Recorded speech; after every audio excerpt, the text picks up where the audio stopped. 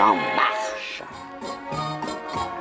Ce bulletin d'information vous est présenté par le poulet Free KFC, en partenariat avec les automobiles Hyundai et les smartphones Samsung, ainsi que les boissons pétillantes Coca-Cola, les jeux vidéo EA Game, Bein Sport, TF1, Canal+, McDo, Carrefour, les escalopes, Pérododu, les andouilles Benoît Hamon, le papier hygiénique Lotus, ainsi que le ciment Lafarge. Et le coq sportif. Tout est vraiment génial. Oui, peuple de France, sois reconnaissant envers ces bleus qui nous ont offert une nouvelle étoile. Voyez, cet homme est beau, cette femme est belle, ce but est superbe et notre président est magnifique. À l'image de notre belle équipe, il est un attaquant impitoyable qui passe ses réformes comme des boulets de canon. Mais il sait également être un mur infranchissable face aux tacles vicieux et sournois de l'extrême gauche. Alors, le rouge, vous voulez à nouveau évoquer l'augmentation de la CSG? Voyez donc par vous-même comment nos anciens sont épanouis et remplis d'allégresse en entendant le coup de sifflet final de ce match passionnant. C'est terminé! La France est championne du monde pour la deuxième fois! Oublions l'état d'urgence et laissons le bon peuple braver la menace terroriste pour partager sa liesse dans la rue. Prenez-en de la graine, ignoble personnage. Ce ne sont pas toutes vos fatwas invitant les masses laborieuses à bloquer le pays qui déplacent de telles foules. Croyez-vous qu'à l'heure où les bons Français célèbrent la victoire, ils se soucient de la loi fake news qui vient d'être votée à l'Assemblée? Rendez-vous compte que si cette loi de bon sens avait été adoptée plus tôt, ce sympathique personnage aurait pu demander à la justice de supprimer les vidéos de ces fouilles-mères de pernicieux l'accusant d'évasion fiscale sans la moindre preuve.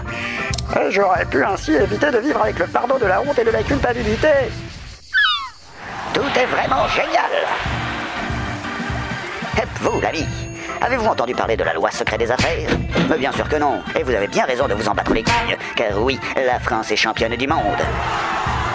Sachez juste que si vous êtes un passionné de football, cette loi de bon sens vise à laisser tranquilles les bons gestionnaires des ligues et des clubs qui savent développer si intelligemment l'univers de ce sport.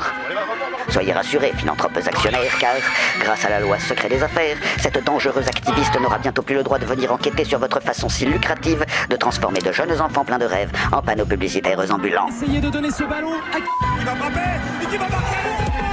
Merci, coach. Grâce à toi, la France est championne des dividendes versés aux actionnaires, mais également ballon d'or du nombre de milliardaires qui pètent dans la soie.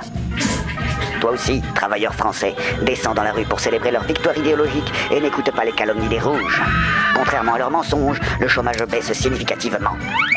La reconnaissance des bons Français envers notre ambitieux président se traduit tout naturellement par une courbe toujours plus ascendante de sa cote de popularité.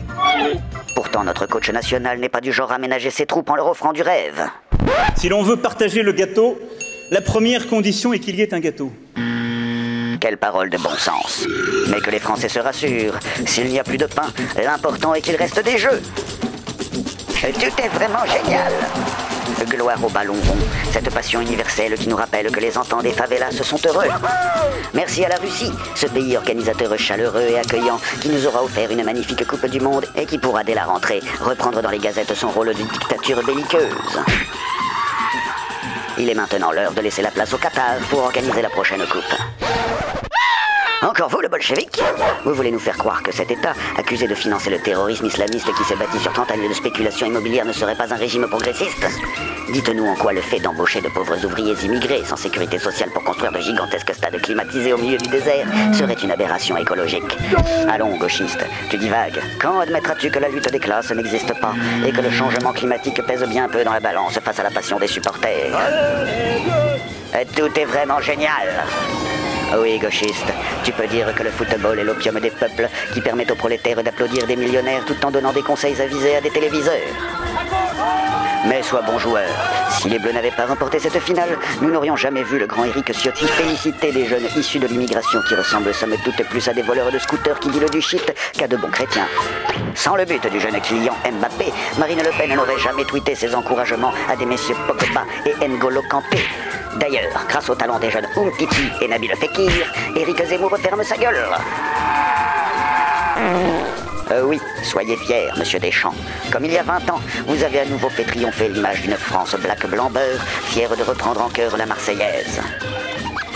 Oui, Français, tu peux enfin partir en vacances serein et optimiste. Cet été, nos sages organes de presse veilleront bien à te rappeler en boucle tous ces grands moments de fraternité citoyenne. Mais ne t'inquiète surtout pas, car dès la rentrée, ils sauront revenir à ces unes anxiogènes que tu aimes tant.